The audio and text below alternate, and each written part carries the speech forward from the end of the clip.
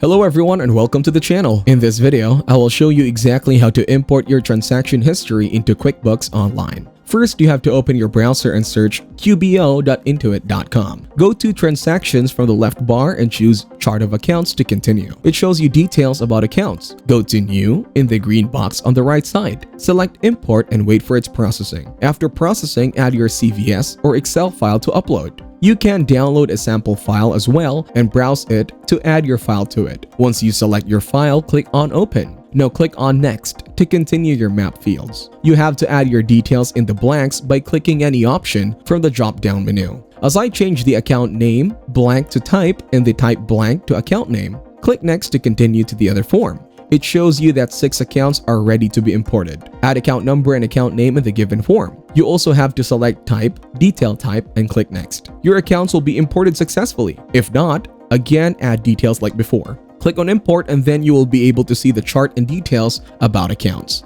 Thank you everyone for watching. Hope you got some value. Make sure to like the video and subscribe to our channel. Leave a comment down below. See you in the next one.